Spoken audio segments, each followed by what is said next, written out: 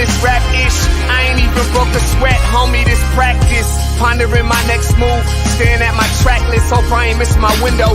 Praying like a Baptist, Seattle's own. Tired of this Game of Thrones. They made a list of the best rappers, and guess who wasn't on? While the disrespect continues, I'm steady packing these venues. Guess if you ain't at the table, you on the menu. And I'm that spitter, baby. They don't want you to see, but everybody's out the Capitol Hills rocking with me. Boys smoke the trays and ponder getting their life together. I'm comfortable with my role, so I'm like, whatever. I ain't got a job, but I work hard. And you don't work hard, but you got a job. The irony is I'm judged while you feel the applause. I'm slept on, that's why I had to set this alarm. My dudes is armed, I'm armed with this arm charm. Body banging like she got that cream from Barry Bonds. Yeah. I did it for the city, I did it for the love, I did it for the people, I did it for us. That Dre season is here, a real hitter with a mic, I'm everything that they fear. With that hood ain't the same, I was all on their ass, I'm level-headed. So yo, my dudes love when I spaz, and I'm so over Seattle's passive-aggressive attitude. They don't call you back, what they really saying is F you. While I'm from the same place, I move at a different pace. I prefer if you just said it to my face, damn, I did it. I did it for the city, I did it for the love, I did it for the people, I did it I hate for these us. average dudes with they average spit, writing average rhymes, knocking average chicks. The closer I get, I can feel the people starting to shift. I'm loyal to a fault, and everybody can't come with. Rap's a rich man's game, I'm only playing with change. They bang models and singers, I'm knocking my own flame, I'm different. The crowd, I move with the chosen few. Black thoughts, I could be the front man for the roots. No diamonds and gold, I'm on my sticks and stones. If we can see your panty line, you should have on a thong. My team is strong, through this fire we forged a bond. And they already know what it is when I get on. To the hearse, party like it's December 31st. When I'm on my deathbed, I probably cracking my nurse. You ain't got the bars to compete. I'm a verbal athlete, deflating these boys so they say that I cheat. Damn, I did it. I did it for the city, I did it for the love, I did it for the people, I did it for us.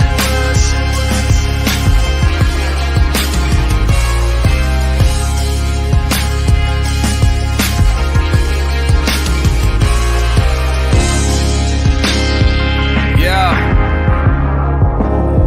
I should probably start by apologizing for the long wait, man.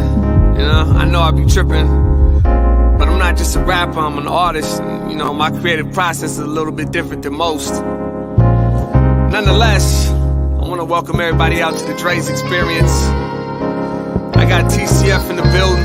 My whole camp's here with me. I got the band in here laying this cool-ass vibe. And I'm Seattle's own. Let's get into it.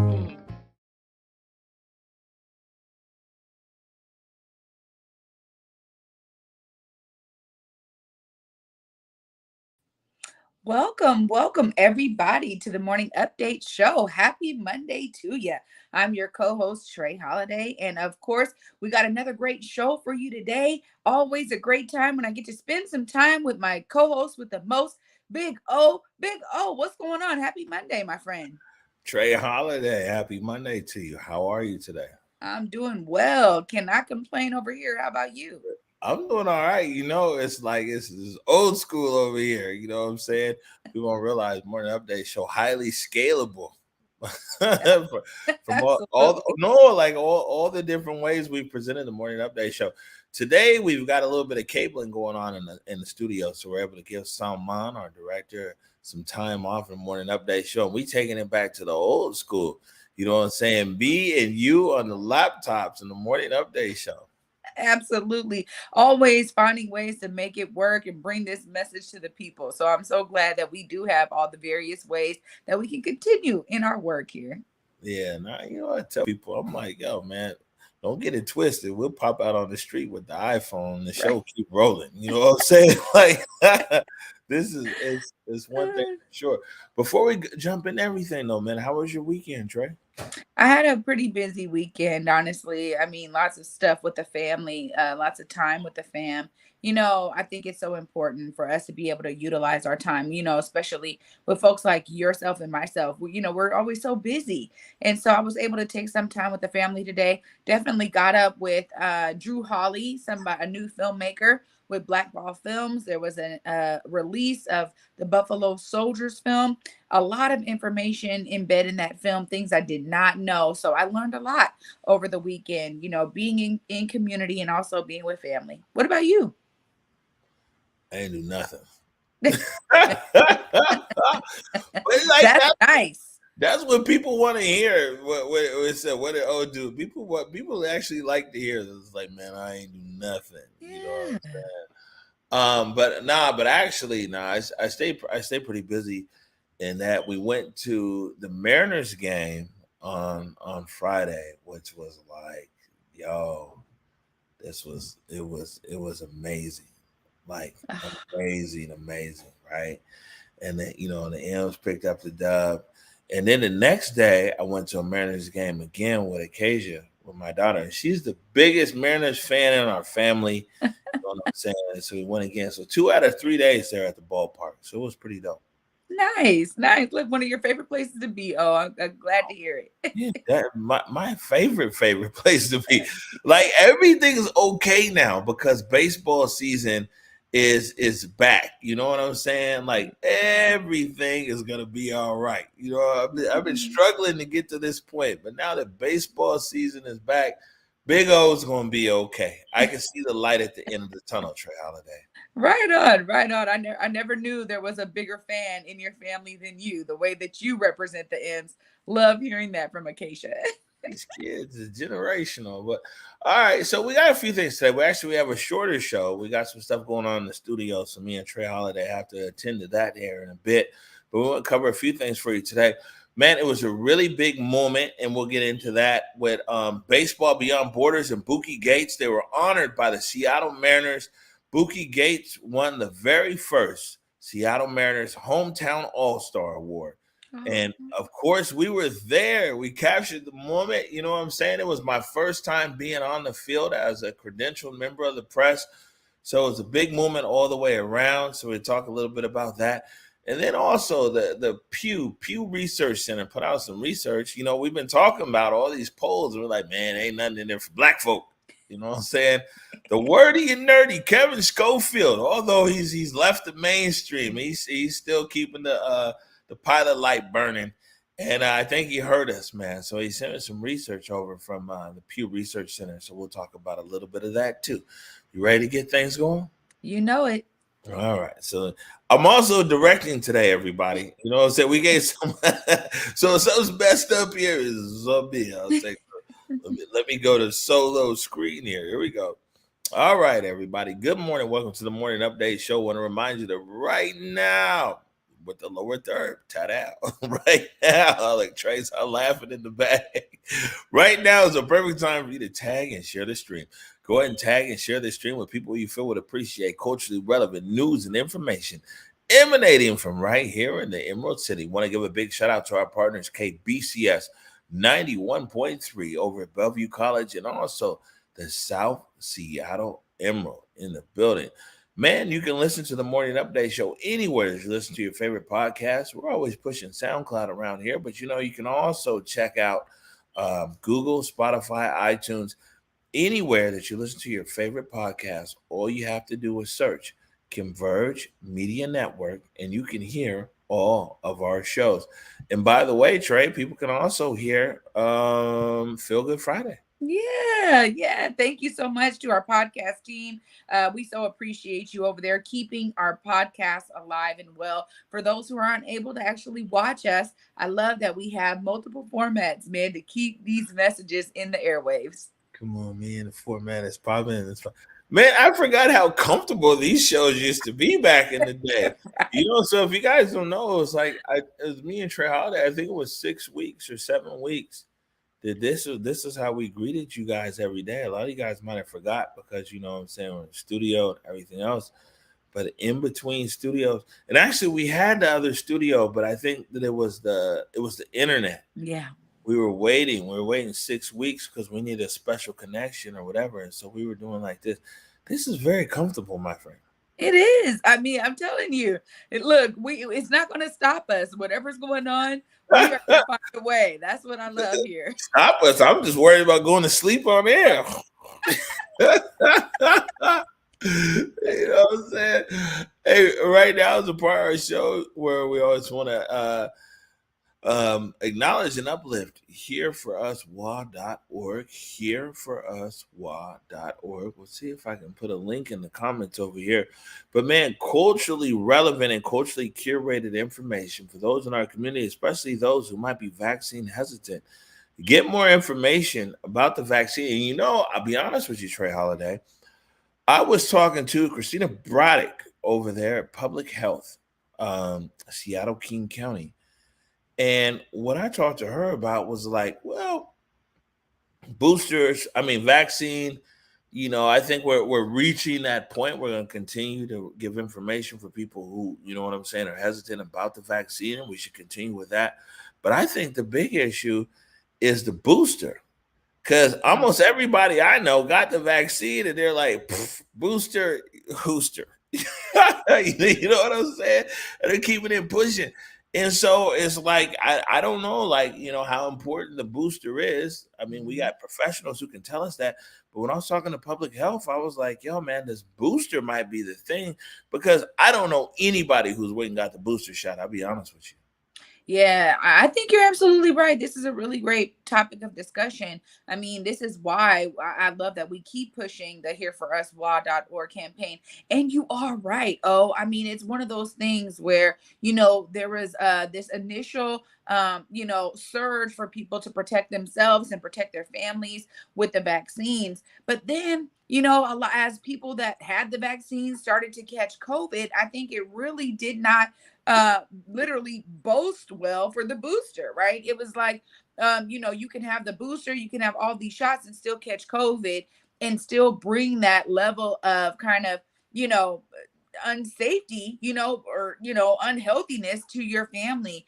And so I think that the idea of the booster just kind of really fell flat for a lot of people in our community, because the original thing was, hey, I don't want, to get my family sick. I want to be around my elders. I want to make sure that I'm doing what I can to keep people safe.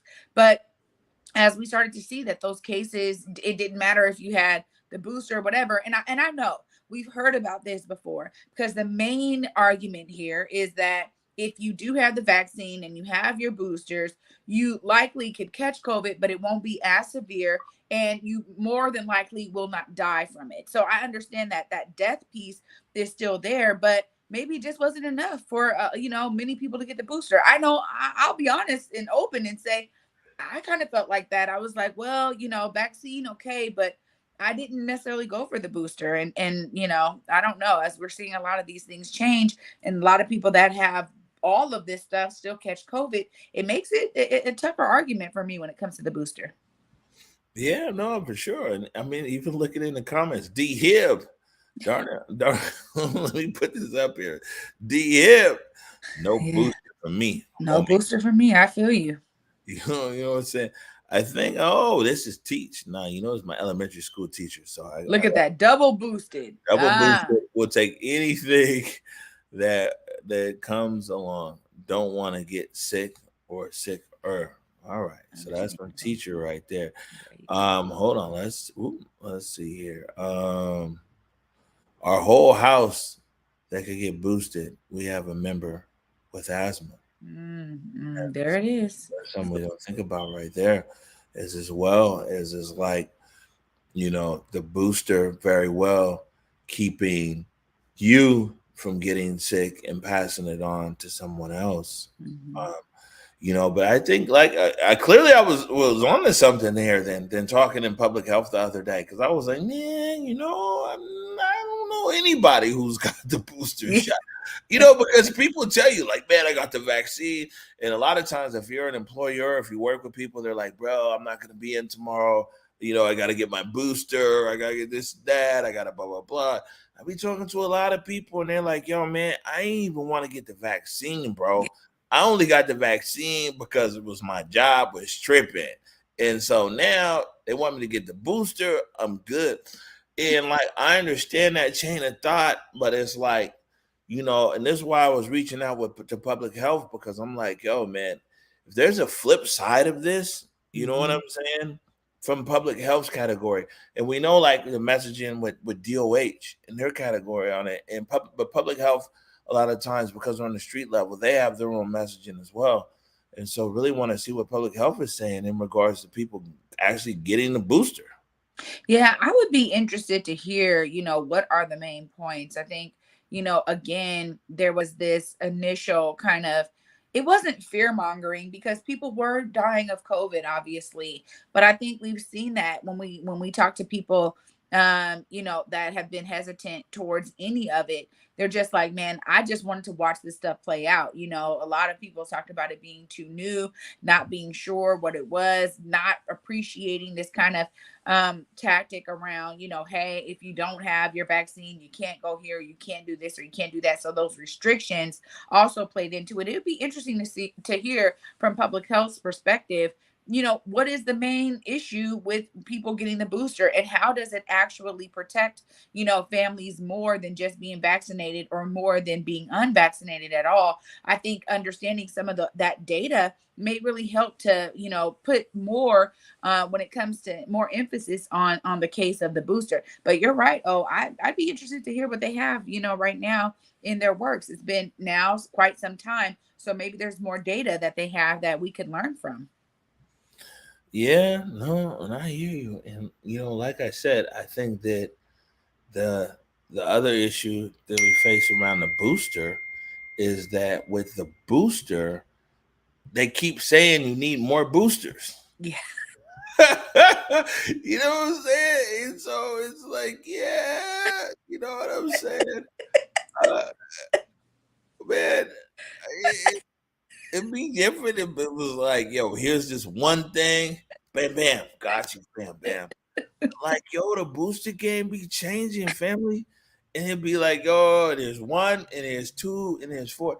And so, like, really, to be honest with you, people in the public health space reach out to public health Dr. Duchin. Yeah, we be reaching out to Dr. That's our guy. We're going to have him on the show. But you know what I'm saying? Dr. Duchin, he be ready to come on here and ready to talk. So we're going to have Dr. Duchin on here as well. So that's a good suggestion. He's been on plenty of times. Dr. Duchin loves Converge. But, like, I think with the people in the public health space, they got it bad, man, because it's like instead of communicating like this is a rapidly moving target and we don't know everything and information might change, a lot of this stuff come out of DC sounding hella official. They're like, oh, word, new booster, 1 booster, we good. And so, like, it's the government. And then a few months later, it's, psych, 2 booster, 3, But if you just set an expectation with the public, they're like, man, this thing's rapidly changing and we really don't know, but this is our best information. You don't talk to Dr. Duchin about that. I agree 100%. I think there hasn't been enough of that transparency, which really aids in hesitancy for all of it in general. I think there's a lot of folks out there that are like, look, we already don't trust government. They haven't been upfront with us about a bunch of other things in our history, about a bunch of other ways that this stuff has, kind of played out. And I think it's important that we recognize that as well. And it would have been great for them to say, you guys, we are trying to figure it out. This is new. We don't really know. We think that this will be more helpful in terms of, securing your health. But we don't even have the statistics really to showcase how much more helpful it may be. And we can't really tell you that. However, this is what we have right now. And roll it out as you get it instead of, like you said, making things sound super official and then coming back and having to kind of backtrack or add to that or whatever. It doesn't really sit well, I think, with many in the public. Yeah, look, so this is my dad here. He's commenting. Great show. Yeah, thanks, Dad. It was a great show. You know what I'm saying? Appreciate you. Yes, one more shot. And this is what I'm saying. It's just like, for our elders, for our seniors. Not calling you an elder, Dad, or a senior. We good. But for our elders and our seniors. You're silly. You know what I'm saying? It's like, it's communication. Anyways, I won't go on and on the whole COVID talk, but I'm just saying that it's like, it really is a lot of times the goal line keeps shifting. And yes, there's the vaccine goal line, I think is pretty steady. You're either going to get the vaccine or you're not.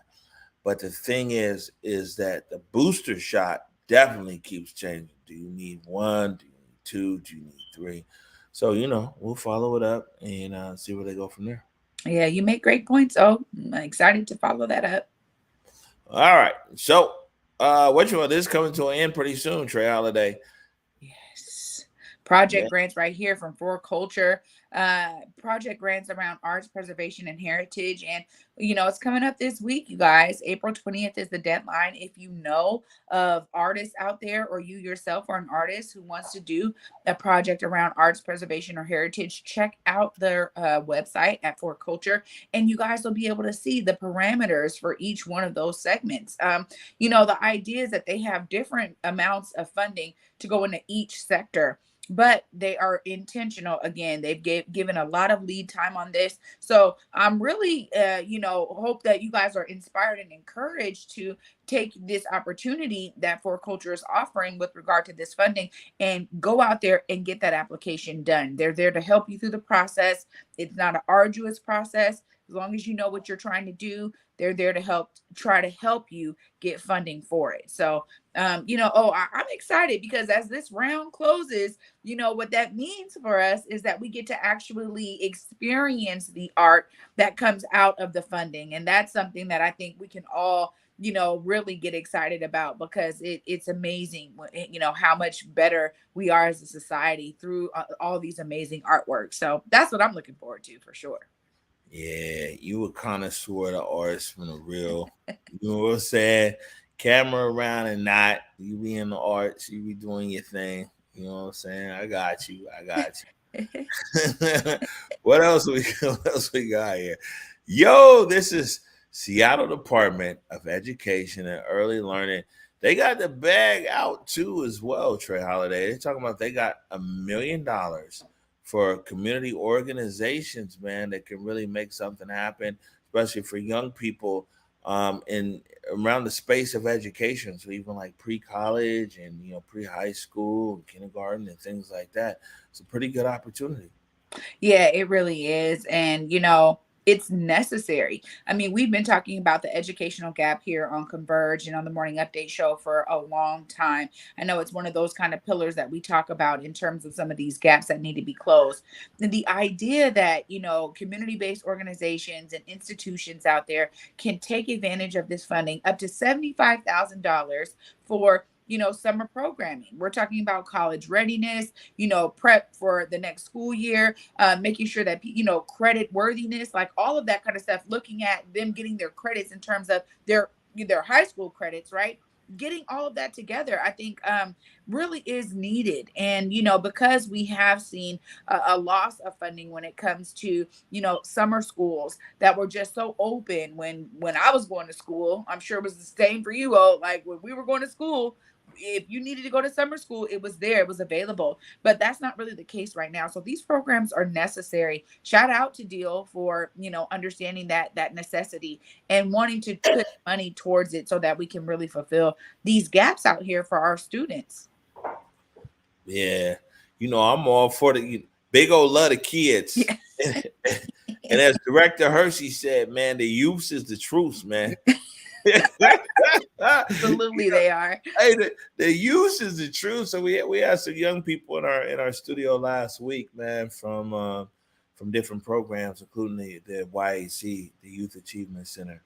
And man, you look at these young people, and it's like, man, the youth is the truth. So we definitely want to be supportive of that. Speaking of the youth, Trey Holiday, I guess we'll take a. Did we take a break now? What do we do? This is why our director. I miss my director right now. Saman, what do we do? He's asleep. We're gonna take a quick break right now. When we come back, listen, don't go nowhere. And if you haven't shared the stream, when we come back, you want to share this stream.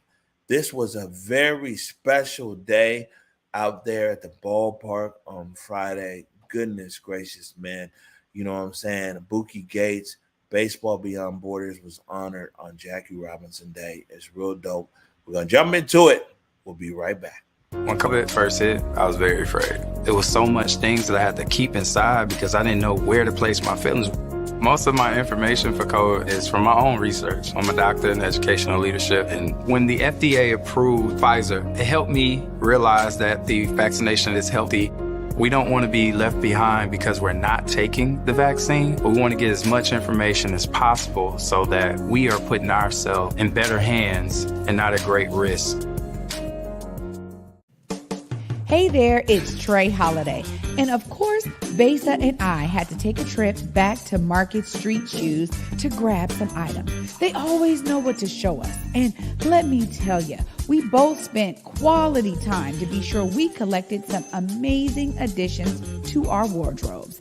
They have some of the most unique bags, shoes, and accessories. I mean, the whole shebang.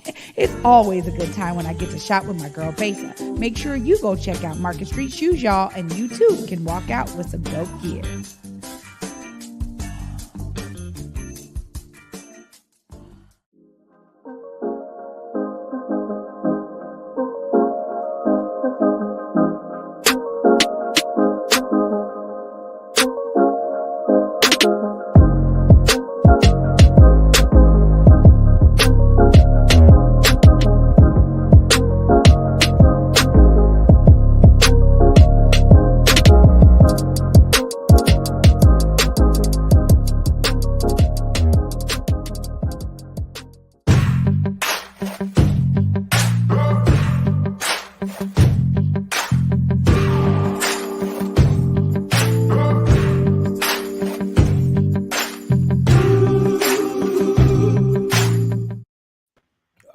Welcome back to the Morning Update Show. I was just thinking, Trey Holiday, it's like we don't have to make no excuses for our home studio because we got the real studio, the Black Media Matter.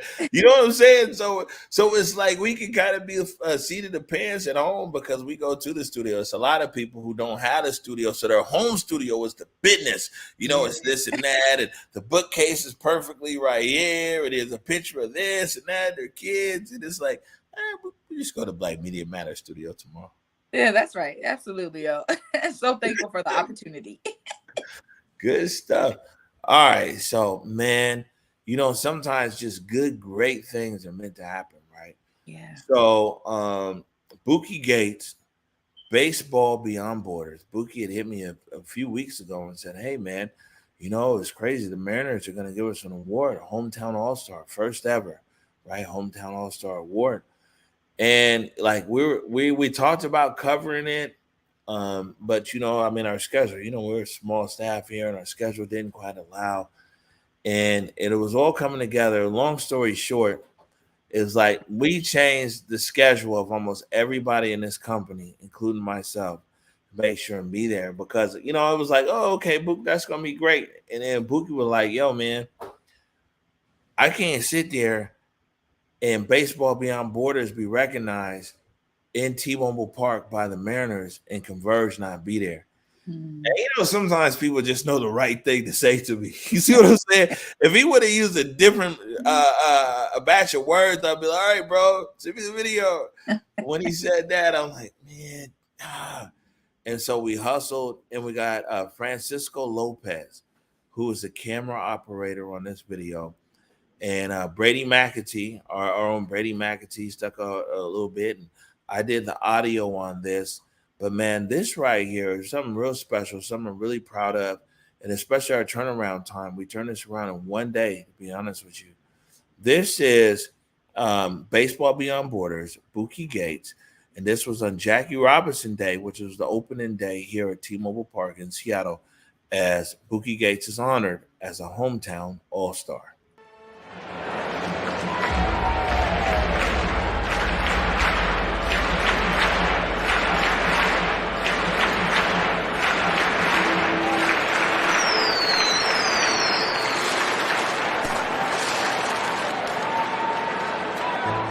So we're at opening day, Jackie Robinson Day here, Seattle Mariners, T-Mobile Park, celebrating the life, the legacy of the one that came before us, and Jackie Robinson, who paved the way for African Americans to participate in the game of baseball, at least open the door. And this is a momentous occasion as we celebrate Jackie's arrival, right, to Major League Baseball 75 years ago.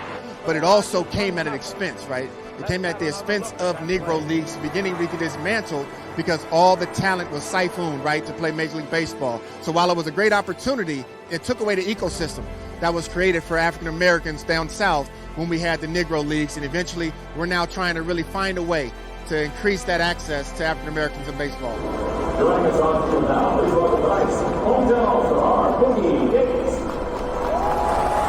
So today is a special day for the organization Baseball Beyond Borders, as myself is being honored as a hometown all-star. It's an inaugural award that the Seattle Mariners Community Relations Department is putting forth. So I'm excited, humbled by the opportunity, but recognize that it's an opportunity to open up the doors and continue to spread the word around the equitable access that's required for African Americans to participate in the sport of baseball.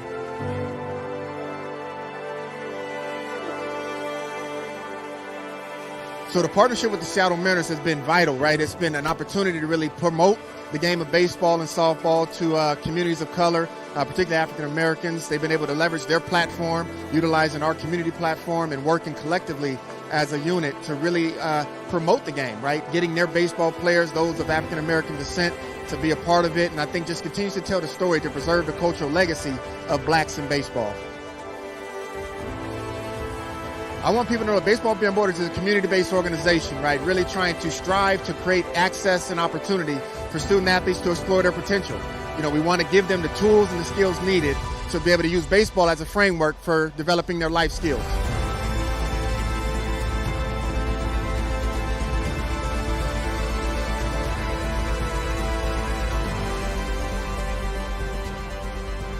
Visit us on our website, baseballbeyond.org. You can visit us on social media platforms at BBB Intercity, and we look forward to seeing you at a ballpark soon.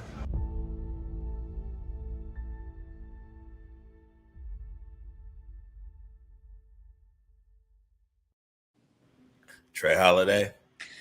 I just got to say, I mean, this is exactly why I love what we do here at Converge Media. The idea that Buki knew, like, okay, great, all these other, media, teams are going to be out there, but it just won't be the same for me if Converge is not there. It really speaks volumes to the consistent relationship and the continued relationship building that happens here at Converge within our community. We've been uplifting Baseball Beyond Borders for a while, for quite some time, really following their story. And this is such an amazing honor to cast upon Boogie Gates, but also Baseball Beyond Borders, the entire organization, everybody who pours their love and passion into it for these young people to see themselves as, baseball players, to resurrect the legacy of the Negro Leagues and to really share and educate young folks on that history. What a phenomenal organization. But shout out to the Mariners for recognizing Baseball Beyond Borders and recognizing Buki Gates and his commitment to community and to these young folks. I mean, this for me is so heartwarming, but it always reminds me, this is why I love what we do, because we really get to tell these stories like no other because of those relationships that we have in community, because we are community. We come from this. It's in us, not on us. And it really showcases every time that we get the opportunity to highlight and spotlight something so phenomenal as Baseball Beyond Borders in this way. So I'm so glad that the Converge team was able to pull this together. What an amazing video, honestly. Shout out to everybody who made this happen with their schedules. And shout out to you, for always having that vision to understand, we do have to be there. So shout out to everyone, and this was phenomenal. Listen, let me tell you, so here's the thing is, I talk on my Camera Phone Collective game, and Camera Phone Collective is good. It has to meet parameters, you know what I'm saying? Even in space and this and that, interviewees, everywhere else. I was going to do it. I was going to be like, yo, if I can't get no crew, I'm taking this camera phone to T-Mobile and we going to come up with something dope. But here's also what that segment people just saw. Francisco Lopez. Francisco came and he shot everything. And I was like, okay, cool. I'm going to take it back there to the studio and edit it. When I saw all of Francisco's footage, I was like, yo, I'm going to do this dude a disservice. Like, as cool as I think I have as at the editing booth, I'm not no cinematographer or big time, you know what I'm saying, editor. And so I had to call Brady. I called Brady, and I was like, yo, I said, Francisco will never work with us again if I'm the one who edits this, because so much of his footage is so dope, and it's beyond my skill set. And so Brady was like, yo, no, don't worry, I got it. And so it all worked out really well, you know what I'm saying, where somebody like Francisco came in and, like, you know, really was able to capture everything. Buki did his part, Brady did his part, everything else. And again, Converge is able to deliver something good for our community, but also in the uplift. Like, one of the people who really liked this video, where you see him like on a few different platforms, is Bob Kendrick, who is the president of the Negro League, Negro League Museum in the Hall of Fame. You know what I'm saying? Yeah, like, I mean, people all over, because people want to see that, and they're really surprised at what we're doing here in Seattle. So again, thank you to everybody who's out there. But I got one more baseball thing. I know, but you know, people watch the show, they get gratitude. They're like, okay, oh, we know it's baseball. We'll give it to you.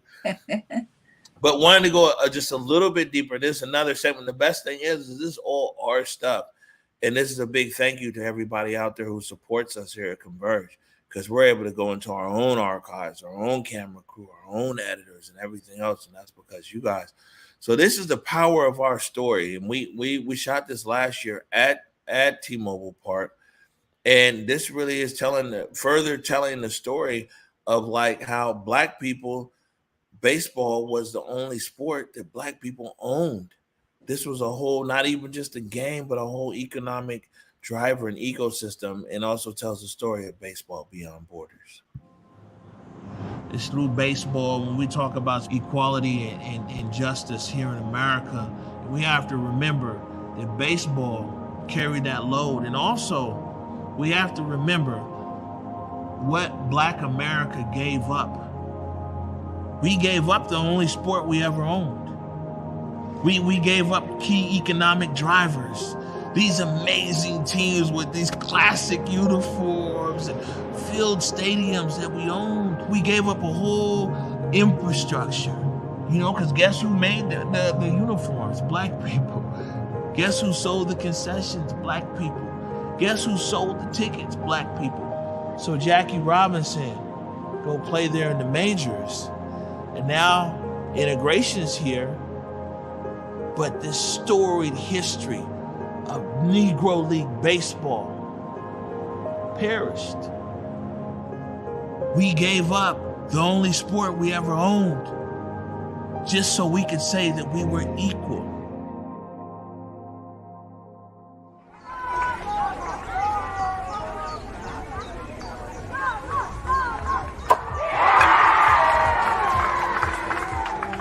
Everybody played baseball.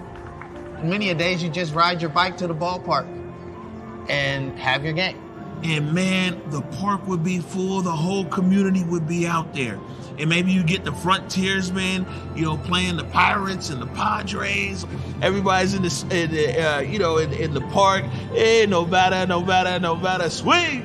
We had such a bond of unity, and it was such a joy, especially at the All-Star time of the year, representing our community. And sadly, that's been lost. Growing up in New York is like going up the block. It was like you didn't see no baseball games in Brooklyn going up the block. Like to see a baseball game in New York, you either had to go to like an actual professional game or you're going to like somebody's high school. The reason why I started playing is because everybody from my basketball team played baseball in the summer.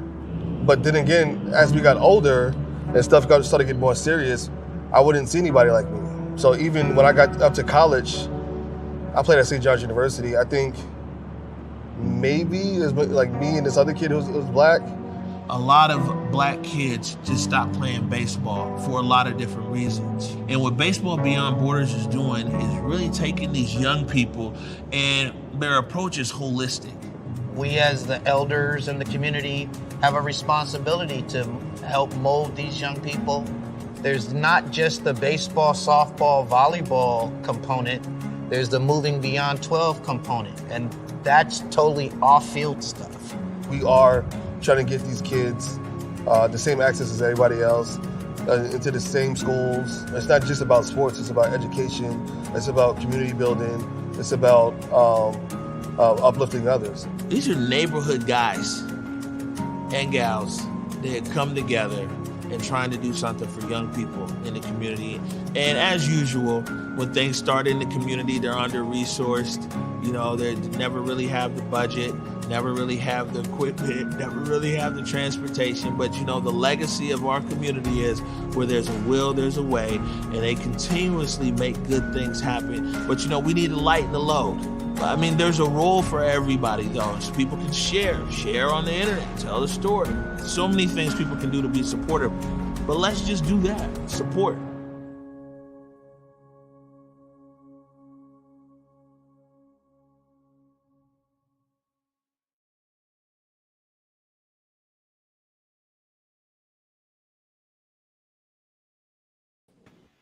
Trey Holiday.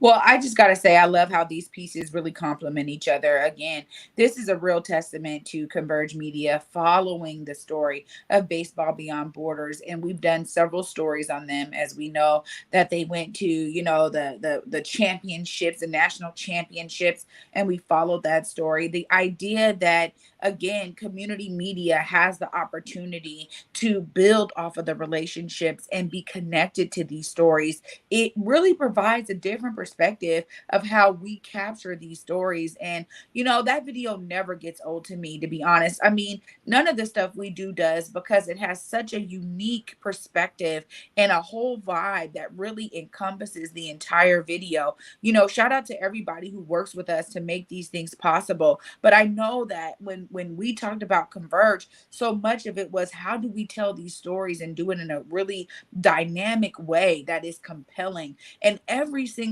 piece that we come out with has that compelling nature to it. And this one definitely sets a bar. It sets a tone for following Baseball Beyond Borders and their story as it evolves, and as we get to see these young folks, you know, be in bed in their communities like this with this opportunity. Oh, I love that we played both of those back to back. They're so complementary to each other. And again, a real testament to Converge being connected to community. Yeah, and you know, my teach, Barbara Nelson, said she's seen that one 4 times. So that's making number 5 right there. But you know, I was just thinking aloud here while I was playing, because I was like, you know what, Converge is pretty dope. And that, like, you know, I move fast, man. I move so fast across everything, and you don't really get to soak it up. But like, I mean, like, the quality, the look, the feel, the conversation is just like, man, we're producing top-notch stuff for our community. And if it goes beyond, that's great. But imagine that it's like our expectation is that we just turn in amazing work for our community and for our community to consume. So, you know what I'm saying? We got ways to go, but I think that we're doing pretty good. Absolutely. You know, absolutely. Doing very good, right? I mean, we don't toot our own horn often because, again, like you said, oh, we be busy. Our nose is to the ground. We are staying on our dean when it comes to what we're here to do. And sometimes it doesn't allow us to step back and really take, you know, ownership and be proud of like what we do and like just encompass what we're creating at the same time. But I will say that I hear it from community all the time. I mean, here it is. Converge is the GOAT. We hear it from the people because we really are doing something that is so unique and so on point that, you know, our community, it resonates with them because, you know, in all these years, you know, there's been other forms of media, but to do it in this video format and to pull together these mini documentaries, honestly, is phenomenal. You know, we're telling stories. It goes above journalism. It's really a real connection that I know for me, that's why it resonates with me so well, all the things that we really produce. And I will say that, there's no better team to be a part of in terms of a piece of, my energy being poured into this effort here at Converge. Just always ever grateful that I get to be here on the team and, experience these things that we're creating that are phenomenal and they're top notch.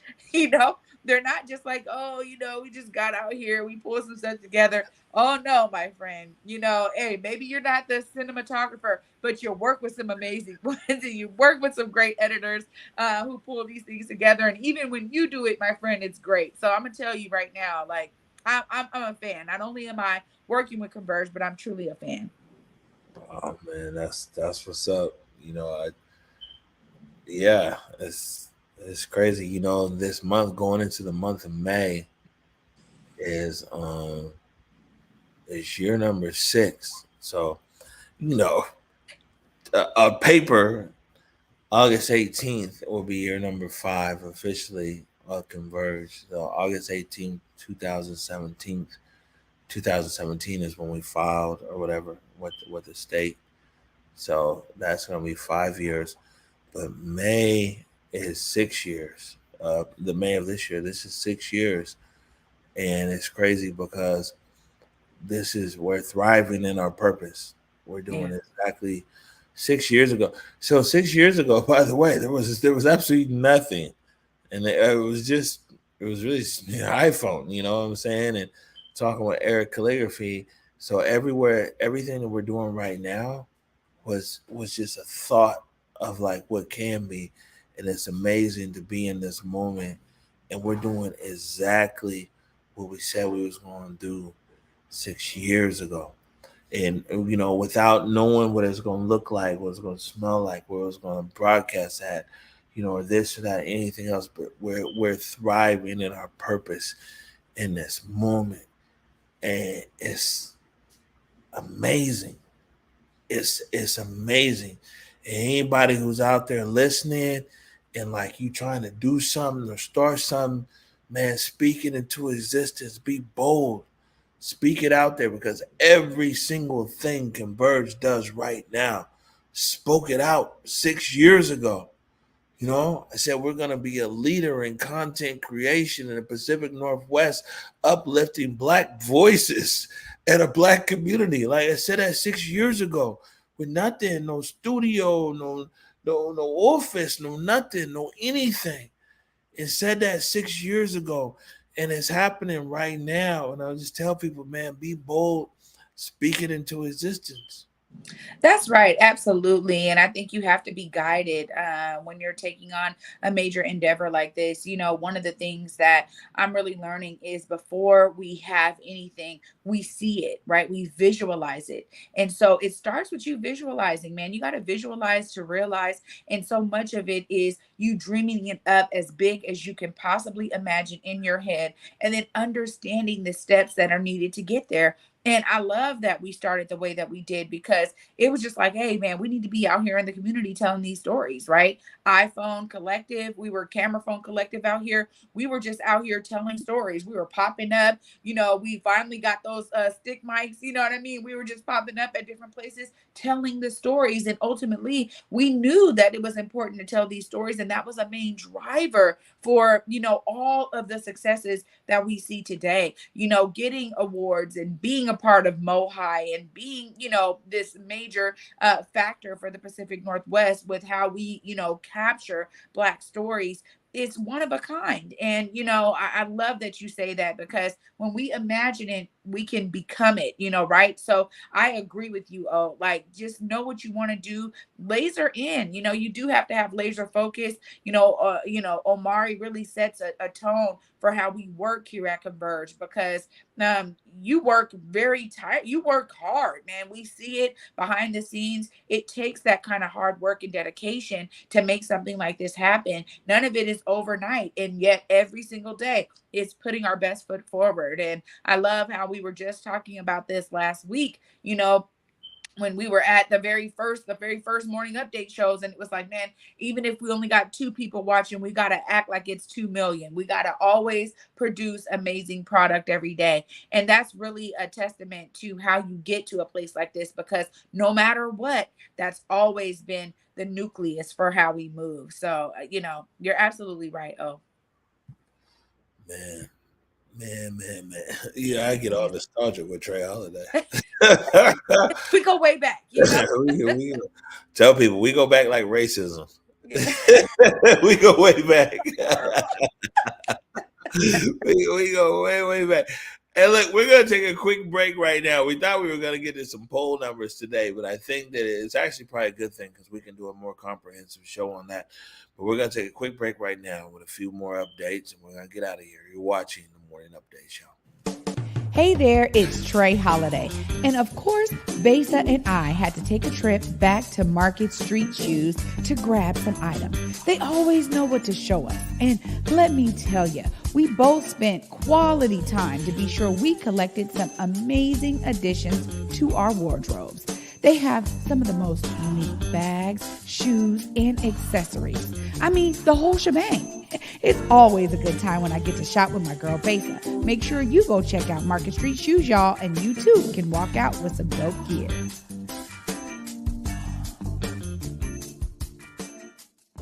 As a non-binary Black femme, a lot of my identity is rooted in body. Once the vaccine was introduced, it was really difficult to think in terms of safety as well as autonomy. As a Black American, the relationship with government is very complicated. It's hard to trust. A lot of these conspiracies are really impacting people making a decision, especially with Black folks, to be clear about what we're doing. I think it's just a well-rounded conversation to see what's best for us.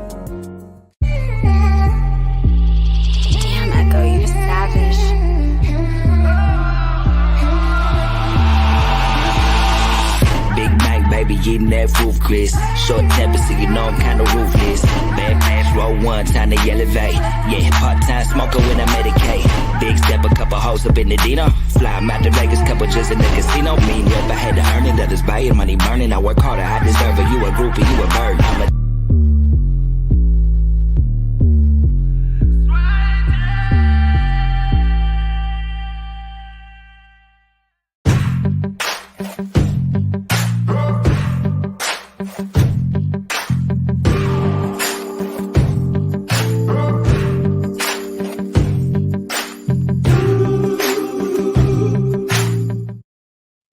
Don't stop now, Trey. I saw you in the green room when it was playing. You was sitting up there like, ooh.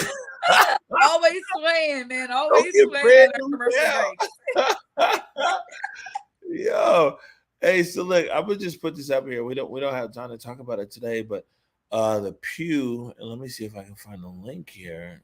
Everybody's gonna be mad if I don't. Like, oh, who's playing with us? Ta-da! I found it. So Pew Research Center, they put out a lot of information here, just talking to Black folk. And we were saying the other day about how there's not enough research out there when they do these polls and stuff about Black people. But just 2 things here real quick before we get out of here is it was said that most Black adults say being Black is very important to how they see themselves. And, you know, of course, there's a comparison maybe to other people who their race and their identity isn't necessarily as important as how they see themselves. This is something that we've known all along, you know what I'm saying? And then one other one here that I want to share with you, Trey Holiday, is that about half of Black adults say their fates are strongly linked with other Black people in the U.S. And so, you know, the top part here is like, you know, your fate is tied with Black people in your community, Black people in the U.S., Black people in the world. But look at down here in the bottom part where about half of Black adults was looking at 34%, but it's still tied with others. So, yeah, it is more than half. They say that everything or most things in common with Black people who are poor. So poor Black people really identify with, say that their fates are strongly linked with other Black people, and especially poor Black people. Yeah, this is exactly why we talk about classism, kind of form of like oppression, or we talk about racism and how it plays out. Classism is definitely one of those things. I mean, when we look at some of the history, we see that poor people, collectively coming together, have so many more things in common beyond their race. So I understand this often. I mean, I think that this some of this data, I can't wait to dive into it this week, because it really reflects a lot of the things that we talk about in communities when we talk about why we need that strong sense of collectiveness, right? From those that understand a lot of these kind of systemic oppression and these oppressive systems, the ways that they play out in our daily lives. I mean, there's so much to dive into here with these numbers. I'm really looking forward to it, because I'll tell you right now, seeing this study right here was just a reflection of me saying, man, this is what so many of us have been talking about for decades, generations, right? And it also bodes well with what we've seen historically when we talk about the roaring towns of the 20s, right? That was a bunch of freed, enslaved Black Americans that, got together and collectively built towns, because they understood that there was some continuity in their struggle and in what they were experiencing as American life. And so they pulled their own resources together, they pulled themselves together and their brilliance to make those Black towns happen. And I love using that as an example here of this, because here we are all of these years later still experiencing that type of collective nature here. These numbers don't surprise me at all. Yeah, well, they're there though, so we're able to give them a dive. We're gonna get out of here, but tomorrow's big day. Tomorrow, it's mandatory. I know you got a hall pass for today to be at home, and so did I. But tomorrow is mandatory because the Pacific Northwest Ballet is coming to the Black Media Matters studios in Tadal. First of all, Jonathan Batista, dancer with the Pacific Northwest Ballet, and also Angelica Generosa. They'll both be in the house tomorrow. I know how you get when the ballet dancers come there to the studio. So I'm going to give you a lot of space and grace. I might even stay here on virtual because I know how you are. But, man, Pacific Northwest Ballet is in the house tomorrow, man. You know what? I'm not gonna lie to you. I'm so excited that they're coming. I did get to take some time on Saturday and see them perform in Swan Lake, and of course, I have so much to say about that. So I'm looking forward to diving into the discussion with what got them started, what inspires them, and so much more tomorrow. I am truly looking forward to it, and I will say they were top notch, phenomenal. So you went and saw Swan Lake without me? Look, you were gone. Look, they were performing that day. I had to see them both. Bayana, listen, you ain't. Come on, man. You know what I'm saying? Like this guy just style. You go to all the shows without me. It's this and that. All these things. I'm sure because it was you, they had the ballet swag bag for you and everything. You probably got some ballet slippers or something to go on and t-shirt. Look, it was none of that. Okay. So basically, when Jonathan and Angelica arrive tomorrow, they're gonna be like, "Oh, Ray Holiday, fan band, what's up? Good to see you." Right? And then with me, they're gonna be like, "Oh, well, who's this guy?" That's how it is. Do not sell yourself short. Everybody knows who you are, Omari. All right. Well, I will say this though. I say all of that to say that it's pretty dope that the Pacific Northwest Ballet is, I mean, I say two things here, Trey Holiday, and I'm sorry, it's going to take us over time. We was doing really good, but I think it's important. Is one, the Pacific Northwest Ballet, yeah, they're reaching out to like us and all kinds of other media and everything else because it's important. Like Swan Lake's is a good story. It's like Nutcracker. It's a good story. Like, you know what I'm saying? Hey, so that's dope. But let me tell you something else. And I need to talk to Leah over there at Pacific Northwest Ballet. And I need to talk to some of our other partners and some of these other theaters. I got a feeling that Seattle is unique. And I got a feeling that a lot of these productions, so some productions are local here, of course, and some productions travel. But especially the traveling productions, I got a feeling that it's something special when they come to Seattle because they go all across America and they might not ever sit down or interview in something like the Black Media Matters studio. So it kind of goes both ways. You know what I'm saying? And that these artists, these opera singers, these ballet dancers, these actors and actresses, they come to a special place when they come to us. I agree. And you know what? It is actually something that we've heard from several performers that have graced the Black Media Matters studios, is particularly those that are traveling across the country and have been in other places in the world. There is something very special about them coming to the Black Media Matters studios. And honestly, I give a huge shout out to all of our live performance partners that have been saying we need to get cast members, we need to get crew, dancers, opera singers, whatever. We need to get them to the Converge studios. We need to get them down there to Black Media Matters studios because it is important not only that they do some of the major junkets and, okay, they're doing that, but there's something really special about them coming in. So I agree with you. Oh, this is things that we've actually heard from performers themselves. So it is a real testament. I'm excited to have these two join us tomorrow. I'm telling you, because I know that they'll be able to experience that as well. All right, good stuff. All right, Trey Holiday, we're officially 1 minute overtime. Any last words before we get out of here? Oh, always for me, see yourself as a part of the solution. It's clear that Baseball Beyond Borders, Bookie Gates took his love of baseball and brought it out into the community like this. So when I tell you that it doesn't matter what it is that you love, what it is that is a passion of yours, there is a way for you to do it in a community-centric approach and also be weaving solutions out of the talents that you have and out of your own interests. Man, be inspired. See yourself as a part of the solution. All right, good stuff. So I'm letting everybody know that so Salman's off today, so I don't have our Shannon Shepherd outro. I don't have hope on this computer, so I would play the Trey Holiday Feel Good Friday outro here. Just give you a heads up so you're not surprised, but we'll get you out of here either way.